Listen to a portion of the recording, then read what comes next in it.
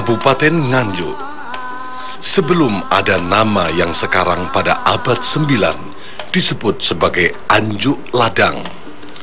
Menurut catatan sejarah, nama Nganjuk diambil dari kata Anjuk Ladang, sebagaimana prasasti Jaya Stamba yang ditulis Rakrian Empu Kasogatan Dharmapara atas perintah Empu Sindok Dharma Tunggadewa tahun 859 Saka atau 1937 Masehi.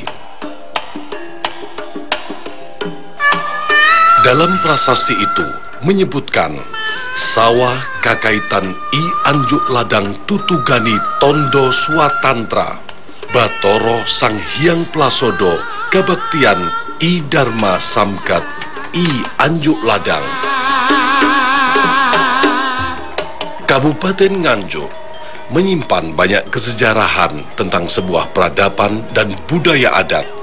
Dalam salah satunya adalah budaya Jawa yang berorientasi kepada pesan moral budi pekerti luhur, cipto rasa dan tepo seliro.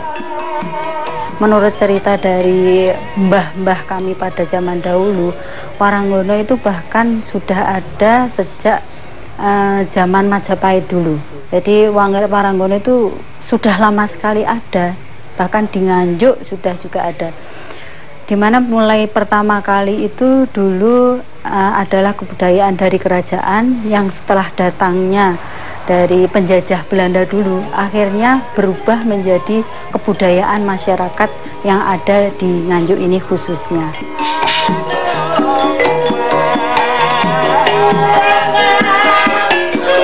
Sejarah Waranggono itu ada sejak zaman Kediri. Sejak zaman Kameswara I, Sri Adi Jayabaya. Mungkin di atasnya itu juga ada. Tapi yang tercatat di dalam sejarah itu pada zaman Sri Adi Jayabaya. Karena di situ banyak brahmana-brahmana yang sedang mengembangkan puja sastra lewat Waranggono. Dan sampai kepada zaman Mataram pun, gitu, seorang raja yang punya anak perempuan satu yang harus wajib bisa nembang lan bisa nari. Untuk itulah Kabupaten Nganjuk yang mempunyai grojokan Sedudo difungsikan airnya sebagai pemwisudaan bagi Waranggono. Selain itu, grojokan Sedudo mempunyai air yang bermineral tinggi, sehingga barang siapa yang mandi pada hari-hari tertentu bisa menimbulkan efek jasmani awet muda. Kabupaten Nganjuk memiliki budaya adat tradisi yang sudah turun-temurun dan masih lestari hingga sekarang. Tradisi adat itu bernama Gembyangan Waranggono.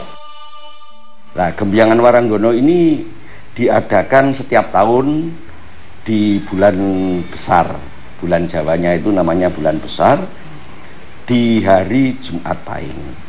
Ini suatu yang sangat mulia begitu ya, kalau kita melihat wisuda Waranggono, kemudian siraman sindir, ini sesuatu yang mulia bagaimana sebenarnya mengangkat martabat wanita di Jawa. Jadi mereka punya emansipasi yang sangat luar biasa, menekuni sebuah profesi seni.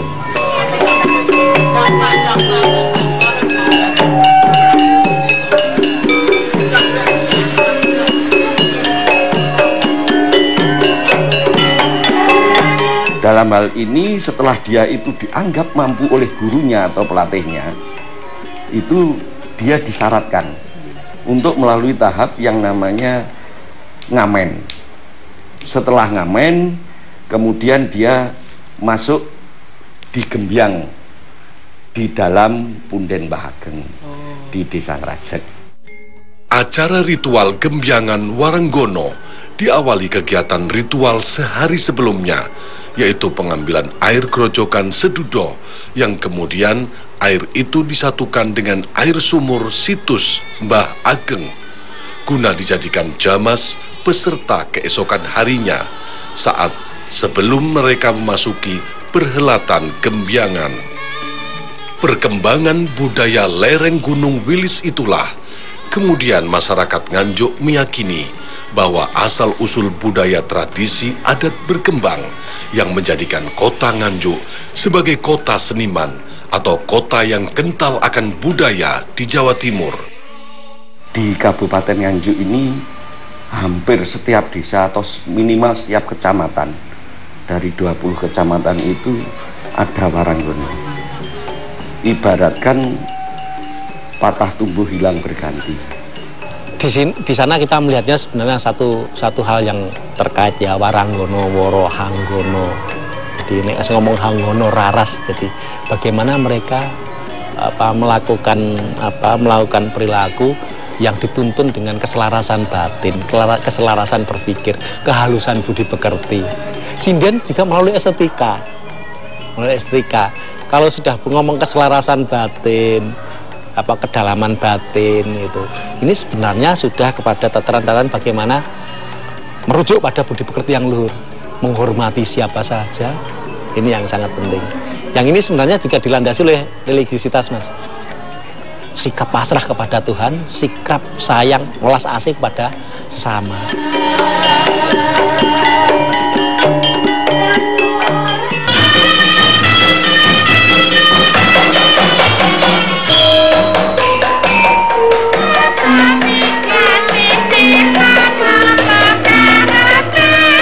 Pada upacara sakral ini dilakukan di sebuah tempat punden masyarakat setempat. Seiring bergulirnya waktu ke waktu, dari zaman ke zaman, masyarakat Kabupaten Nganjuk masih tetap menggunakan tradisi budaya sebagai tatanan dalam menjalani kehidupan bermasyarakat. Hal ini terbukti masyarakat Nganjuk menggelar sebuah perhelatan tradisi yang cukup besar, yaitu dengan menggelar sebuah ritual gembyangan waranggono.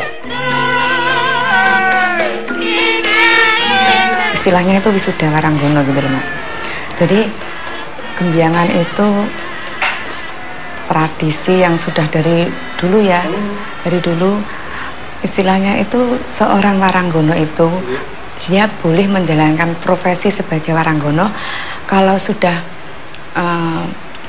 menjalankan gembyangan tadi. Jadi sebelum ada gembyangan itu seorang waranggono dituntut untuk misalkan belajar, oh cara nembang yang bagus itu seperti ini, tari gambyong yang benar itu seperti ini. Kemudian satu hal yang tidak boleh ditinggalkan, menata batin. Unjukan Tirta Suci. Jadi waranggono itu sebelum dia menjadi waranggono tidak hanya begitu saja seperti misalnya penyanyi begitu ya. Saya contohkan saja penyanyi dangdut gitu aja. Kalau dia sudah bisa menyanyi, kemudian sudah sering dipanggil kemana-mana, dia langsung mendapatkan cap sebagai penyanyi. Tetapi untuk waranggono ini beda sekali, tidak seperti itu. Untuk waranggono ini dia harus mempunyai suatu, selain keterampilan, dia juga bisa secara batiniah harus bisa menyandang sebagai seorang waranggono.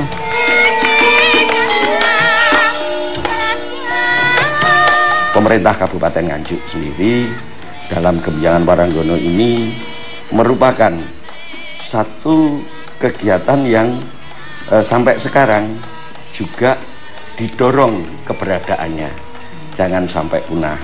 Mengapa? Karena profesi waranggono itu sendiri di dalam gembyangan itu menunjukkan bahwa seorang waranggono itu tidak begitu saja menjadi waranggono, tetapi melalui tahap-tahap proses-proses dari belajar, kemudian juga berlatih di bidang seni suara, berlatih di bidang seni tari, joget, dan sebagainya. Prosesi sakral ini melibatkan semua elemen masyarakat serta dukungan dari birokrat Kabupaten Nganjuk, merupakan cermin manunggalnya kaulo alit dalam berbangsa dan berbudaya dan bernegara demi terwujudnya Bhinneka Tunggal Ika Tanhana Dharma Mangroa. Ada partisipasi yang setara antara laki-laki dan perempuan dalam menekuni sebuah profesi. Ini yang patut kita hormati. baik itu yang ada di Tuban, di Kediri, kemudian di Nganjuk sendiri ya. Ini kita mengacungkan jempol, dan ini penghargaan yang setinggi-tingginya untuk mereka yang memang menekuni profesi ini, menaikkan taraf hidup dengan martabat setinggi-tingginya martabat mereka. Dalam perhelatan sakral ini, banyak prosesi-prosesi yang dilakukan oleh Waranggono. Nah, di dalam prosesi itu nanti setelah dia selamatan, dia nanti akan ditetesi dengan air yang namanya air sumur Bahageng, dan yang dicampur dengan air dari grojokan Sedudul. Nah, di situ dia dengan wadah yang namanya pincuk dari daun, yang namanya daun waru. Di sini setelah dia minum dengan berwadahkan daun waru itu, air suci itu diminum, kemudian daun waru itu dirobek. Artinya itu mempunyai nilai filsafat bahwa tidak sembarangan seorang wanita itu untuk memainkan cinta. Dia harus bisa menjaga dirinya dari apa yang dinamakan cinta. Selanjutnya, peserta Waranggono dengan serentak membacakan Triprasetyo Waranggono. Tansah ahuti indahing kawula saha kualitas.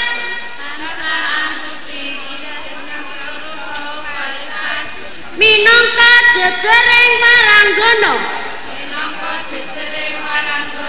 Selain itu, pada prosesi ritual ini, para Waranggono yang sudah diwisuda melanjutkan beksan mengitari punden Ki Ageng. Sejarah mencatat, putra Panembahan Senopati untuk menaklukkan Ki Ageng Mangir itu pun juga peranan sinden sangat berharga. Apa sebabnya? Putri Pembayun ninden ngamen tengah dalan, gitu toh? Sehingga Ki Ageng Mangir sangat tergiur dengan suara Putri Pembayun yang dikira itu sinden sungguhan, tapi ternyata ini adalah tilik sandi. Jadi kontribusi sinden itu luar biasa, mensiasati sebagai intelijen. Sampai di mana itu kelemahan Ki Ageng Mangir? Kupasan-kupasan kidung yang bersifat pangiling dan pembentukan karakter manusia pada zaman Mataram oleh Raden Ngabehi Ronggo Warsito dirangkum menjadi sebuah serat kidung.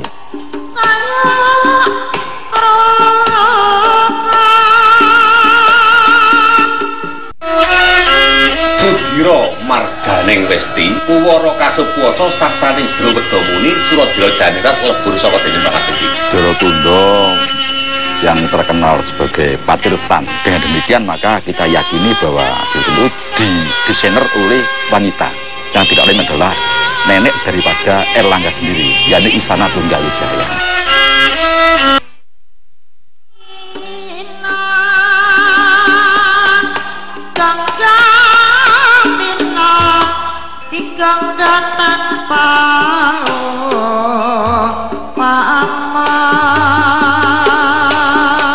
Peran leluhur tanah Jawa sangatlah kompleks dan beragam dalam mengimplementasikan sebuah pitutur luhur terhadap putra wayang yang berisi tentang ajaran budi pekerti luhur dalam hidup di dunia. Kepercayaan dan keyakinan leluhur Jawa, seorang ibu adalah manifestasi agung Gusti Kang Akaryo Jagat, di mana sang ibulah yang memiliki sifat-sifat ketuhanan dengan apa yang disebut Moho Welas, Moho Asih, Moho Penyayang, Moho Pemurah, dan Moho Suci. Pribadi seorang ibu dalam melakukan rasa tresno welas asih terhadap putra-putrinya tidak lepas dari adi kodrati sifat-sifat Gusti itu sendiri. Dan filosofi inilah Waranggono dan sinden mempunyai makna yang dalam dan misteri.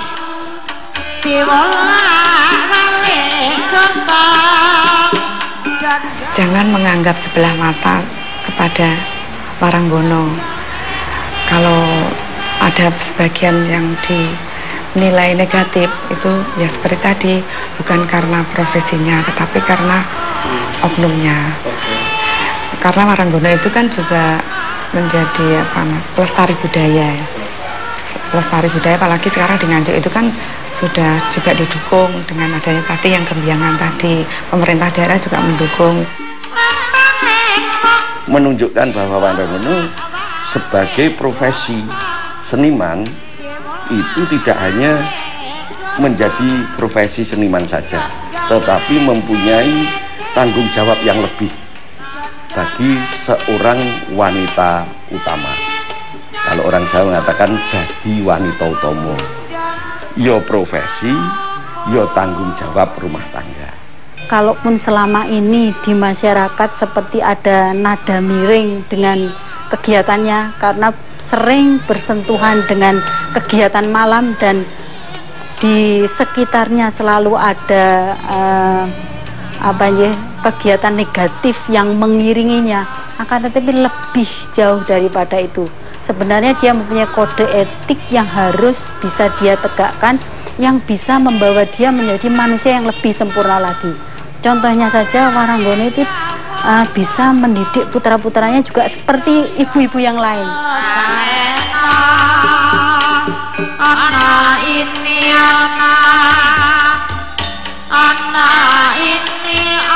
Justru inilah yang harus kita luruskan.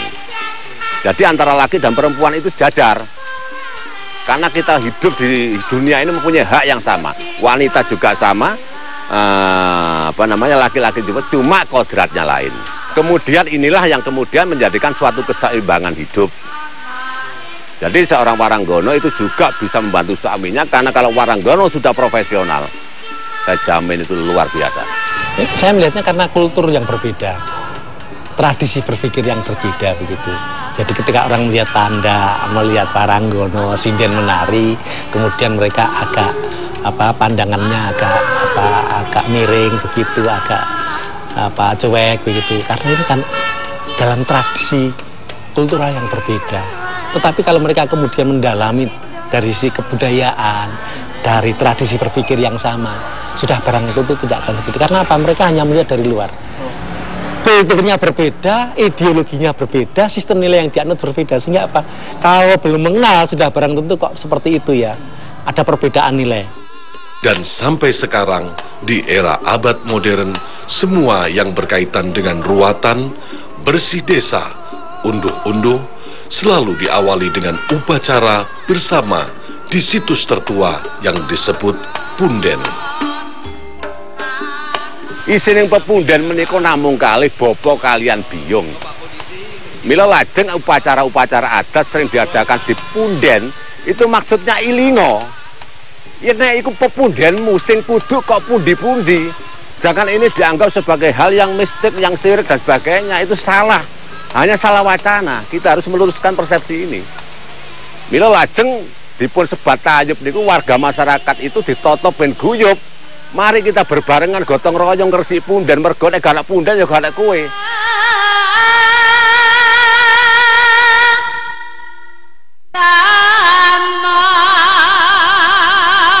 Tradisi-tradisi tersebut diyakini sebagai bentuk rasa hormat, rasa syukur terhadap para leluhur yang mengawali menciptakan kreasi-kreasi yang bermuatan lantunan-lantunan suara keprigelan dalam gerak tari penataan irama gending, atribut-atribut kejawen yang semua itu adalah betul-betul suatu kemurnian jiwa leluhur yang diwariskan kepada generasi selanjutnya. Mencoba menepis pandangan-pandangan yang menaifkan profesi wanita sebagai seniman. Jadi kalau siraman sindir itu Bang, kemudian wisuda Waranggono di Nganjuk sebenarnya mencoba menjunjung harkat dan martabat wanita sebagai seniman setara dengan profesi yang lain. Ada kesetaraan karena ngomong peran sosial, peran ekonomi, peran politis sama seperti